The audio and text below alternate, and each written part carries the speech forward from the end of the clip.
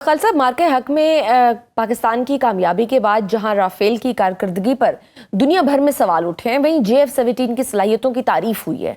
सुनने में आया कि इंडोनेशिया के सदर के दौरे पाकिस्तान के दौरान JF-17 समेत कई अस्करी मुआहिदों पर बात हुई है। आपके ख्याल में इंडोनेशिया पाकिस्तान के लिए फौजी शराकतदारी के एतबार से कितना अहम मुल्क बन सकता है? जब भी कोई पर्टिकुलर फाइटर जहाज जब भी सिलेक्ट करता है कोई भी मुल्क, तो उसमें 3-4 क्राइटेरिया जरूर वो देखता है। पहला वो देखता है एकेडमिकली या बुक वैल्यू उसकी देखता है कि किताब में उसकी थ्रस्ट कितनी है, इंजन कितना है, मनूवरेबिलिटी कितनी है, उसकी लिमिटेशन क्या है, उस कॉस्ट कितनी है या कीमत कितनी है।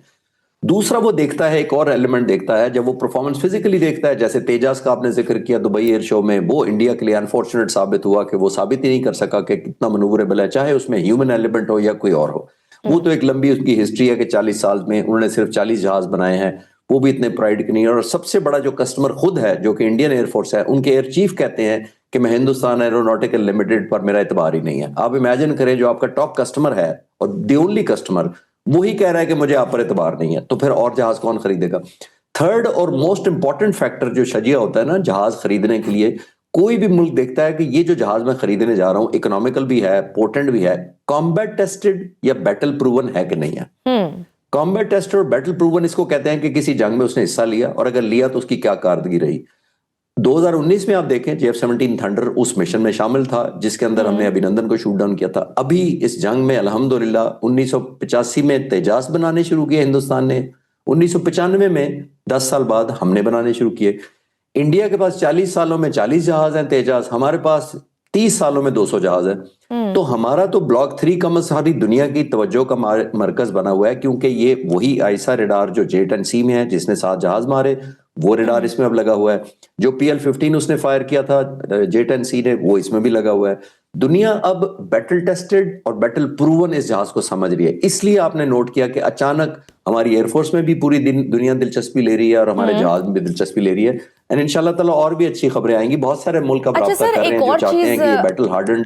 सर, एक और नई टेक्नोलॉजी की बात सामने आई है। अभी चीन और जापान के दरमियान तनाव अचानक बढ़ गया है और जापान ने ये इल्ज़ाम लगाया है कि चीनी तैयारों ने रडार लॉक ऑन टेक्नोलॉजी इस्तेमाल की है। हालांकि चीन ने ये और बात है कि इस इल्ज़ाम की तरदीद कर दी है। क्या चीनी फ़ज़ाइया की जिस टेक्नोलॉजी का जिक्र हो रहा है, यानी हवा में दुश्मन तैयारों को लॉक करने वाला सिस्टम, क्या ये पाकिस्तान के पास भी मौजूद है? और अगर नहीं है तो क्या मुस्तकबिल करीब में हम इस तरह की कोई टेक्नोलॉजी हासिल कर सकते हैं? देखिए शरिया, अभी 2 तरह के वेपन्स, एक तो कन्वेंशनल होते थे और जो सब हम जानते हैं, जो जिसमें एमुनिशन होता था या TNT बारूद होता था जो एक्सप्लोड करता है। अब जो लेटेस्ट टेक्नोलॉजी आ रही है, अब उसके अंदर क्या हो रहा है, इलेक्ट्रॉनिक सिग्नल से डिस्ट्रक्शन होती है। यानी यूं समझ ले सिंपल लफ्जों में कि लेजर से डेजिग्नेशन की जा रही है, लेजर से डिस्ट्रॉय कर दिया जाएगा। बिकॉज जिस तरह हमने लेजर की लाइट इतनी खतरनाक होती है, बाज़ बार उसकी इंटेंसिटी को मॉडिफाई करके फोकस इस हद तक किया जाए और इतना ज्यादा इंटेंसिटी से किया जाए कि किसी भी चीज को बर्न आउट हो जाती है। मैं माइक्रोवेव की आपको एग्जांपल दे देता हूं जो घरों में इस्तेमाल करते हैं। बेसिकली वेव्स होती हैं जो आपके खाने को गर्म कर देती हैं बुनियादी तौर पर। तो ये है पीसफुल यूजेज। अगर इसी को आप माइक्रोवेव्स को और ज्यादा माइन्यूट ले जाएं, डिस्टेंट तक ले जाएं, उनकी लिथैलिटी बढ़ा दें, तो आने वाले वक्तों में शायद हम ये देखेंगे कि ये नॉर्मल कन्वेंशनल वॉर जो है उसमें मिसाइलों की और बॉम्ब्स और इस तरह की टनेज की ऑब्सलेंस होती जाएगी, यानी ऑब्सलीट होती जाएगी। आने वाले वक्तों में शायद लेजर या डेजिग्नेशन या इस तरह की इलेक्ट्रॉनिक वॉरफेयर होगी जिसके अंदर आप शायद लड़ेंगे भी कमी, जिसका इलेक्ट्रॉनिक सिग्नल या IT सेक्टर और मैं कह रहा हूं लेजर पर जिसका कंट्रोल ज्यादा होगा वो होगा।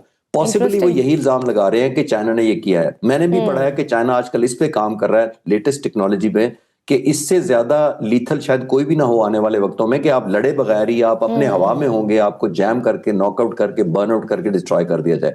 तो चाइना ने जो पॉसिबली यूज किया है कि नहीं, वो तो आने वाले वक्त में चाइना कंफर्म कर सकता है, लेकिन मेरी अंडरस्टैंडिंग में जापान ने यही इल्जाम लगाया। पंजशेर में NRF ने तालिबान के एक अहम बेस को तबाह किया है और दर्जन से ज्यादा तालिबान हलाक हुए हैं। गुज़श्ता 1 साल से जारी ये पंजशेर मुज़ाहमत तालिबान के लिए कितना बड़ा स्ट्रेटेजिक चैलेंज बन चुकी है?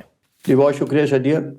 देखिए, ये तो हम पहले ही कई दफ़ा डिस्कस कर चुके हैं कि ये कोई प्रॉपर हुकूमत नहीं है, कोई रेगुलर आर्मी नहीं है। ज़ाहिर है एक जत्था है या एक पावर हब है जो एक दूसरे को अपनी ताकत के जरिए पुश एंड पुल करते रहते हैं, वेपन्स के जरिए या अपनी, जैसे मैंने कहा, ये सैबोटाज या टेररिज्म, और उसी का सहारा लेते हैं। गुरिल्ला वॉरफेयर उनका एक मेन टैक्टिक्स होते हैं जिसके जरिए करते हैं।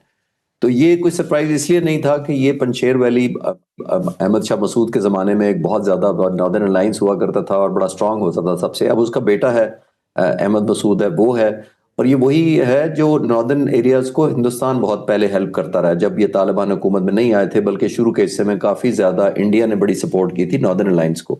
लेकिन जब हिंदुस्तान ने ये देखा कि अभी मई में जो उनको शिकस्त हुई, फिर उन्होंने सोचा कि हम ईस्टर्न साइड से यानी इंडिया साइड से तो वो प्रेशर पाकिस्तान पर बिल्ड नहीं कर सके, तो उन्होंने सोचा कि ये अफगानिस्तान की तरफ से वही प्रेशर किया जाए और पाकिस्तान को टू प्रॉन्ग लड़ाई लड़ने पर या कम से कम अपनी एम्प्लॉयमेंट करने पर मजबूर किया जाए। तो ये उसी तरह है। और आपने नोट किया होगा कि उन दिनों में हम यही बात कर रहे थे कि ये जो तरीके तालिबान अफगानिस्तान है जो इस वक्त हुकूमत में है, वो बुनियादी तौर पर एग्रीमेंट पर आते ही इसलिए नहीं थे कि उनको पता था कि इतने बड़े बड़े प्रेशर ग्रुप्स हैं उधर, इनका जरा मेजोरिटी जिस इलाका है उस पर कंट्रोल है। ये नहीं था कि इनका कंट्रोल 100% अफगानिस्तान पर है। पहली बात, जो नॉर्दर्न लाइट्स और पंशेर वैली है वो हमेशा से अहमद शाह मसूद और अब उसके बेटे के कंट्रोल में है, वो बहुत बड़ा स्ट्रॉन्ग एलिमेंट है।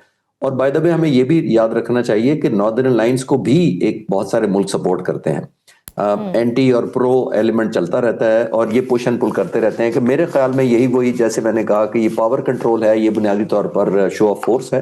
तो आने वाले वक्तों में देखिए तालिबान को एलिमेंट ऑफ इनसिक्योरिटी था भी यही हमारे साथ एग्रीमेंट ना करने में, कि अगर हमारे साथ एग्रीमेंट करेंगे तो वो जो जत्थे होंगे टीटीपी या नॉर्दर्न अलायंस या कंधारी ग्रुप या काबुल का ग्रुप, या आपस में जो फिरके इतने ज्यादा को 20-22 ग्रुप हैं, वो आपस में मिलकर एक दूसरे को शायद अलायंस करके तो इन्हीं की हुकूमत ना गिरा दे। आने वाले वक्त बड़े बड़े इंपॉर्टेंट होंगे कि कितना सक्सेसफुल है और कंटिन्यूड प्रेशर मेंटेन कर सकता है नॉर्दर्न अलायंस या नहीं कर सकता।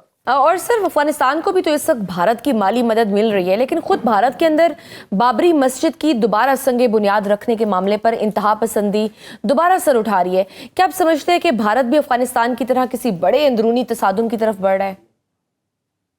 देखिए शजिया, अनरेस्ट तो हिंदुस्तान में बहुत है, इसमें कोई शक नहीं है, लेकिन आई थिंक वो ज्यादा जल्दी यूनाइट हो जाते हैं जब एंटी पाकिस्तान नारा मारा जाता है। आपने नोट किया होगा, इतना बड़ा मुल्क है, पाकिस्तान से तकरीबन 6 गुना आबादी ज्यादा है, मिलिट्री में उनका स्पेंडिंग जो 8-9 गुना हमसे ज्यादा है, पॉपुलेशन कहीं, एरिया बहुत ज्यादा है। लेकिन आप नोट करें, जब भी वहां इलेक्शन होते हैं या ऐसा माहौल बनता है तो एंटी पाकिस्तान स्लोगन वहां बहुत चलता है। अब बिहार में इलेक्शन हुए हैं, 243 सीटों में से 203 सीटें बीजेपी और उसकी अलायंस जीत गई है। क्यों? क्योंकि वो एलिमेंट ऑफ इनसिक्योरिटी पैदा करते हैं। मैं ये नहीं कहता कि लोग बेवकूफ हैं, वहां पे पढ़े लिखे लोग हैं, लेकिन देखिए लीडर की जिम्मेदारी होती है कि सच बोले, गलत अलार्म क्रिएट ना करे, अननेसेसरी हाइप क्रिएट ना करे, पॉलिटिकल मोटिवेटेड एजेंडे को मिलिट्री एजेंडा ना बना दे। लेकिन अनफॉर्चुनेटली वहां टॉप लीडरशिप है ऐसी जो समझती है कि पॉलिटिकल एजेंडा गेन करने के लिए मिलिट्री एलिमेंट डालना जरूरी है, और वो उन्होंने मई में करके देखा, एम्बैरेसमेंट हुई, और आज तक वो 2 चीजों पे कर रहे हैं कि एक वो ये कहते हैं कि ये तो चाइना ने जंग हराई थी, और एक वो कहते हैं कि ये तो जंग अभी बंद ही नहीं हुई, तो ऑपरेशन सिंदूर अभी जारी है। यानी लोगों में आप एक एलिमेंट हिजान खेजी, एक हाइप क्रिएट करना, एक वॉर मॉन्गरिंग क्रिएट करने को आप कूल डाउन नहीं होने देना चाह रहे, जस्ट बिकॉज एक पॉलिटिकल मोटिव है, जो बड़ा बदकिस्मत है। लेकिन जैसे मैंने कहा, डिस्टेबलाइजेशन इंडिया पूरे में तो नहीं हो रही, लेकिन बहुत सारी मूवमेंट आप नागालैंड और बहुत सारी ईस्टर्न साइड पे, बंगाल साइड पे चल रही हैं, जो जाहिर इनको फेस करना पड़ रहा है, क्योंकि ट्रेडिशनली हिंदुस्तान एक गवर्नेंस में रहा ही नहीं है। हजारों सालों की आप इनकी हिस्ट्री पढ़ लें। इवन जब ब्रिटिश यहाँ रूल कर रहे थे तो यहाँ 563 प्रिंसली स्टेट्स थी।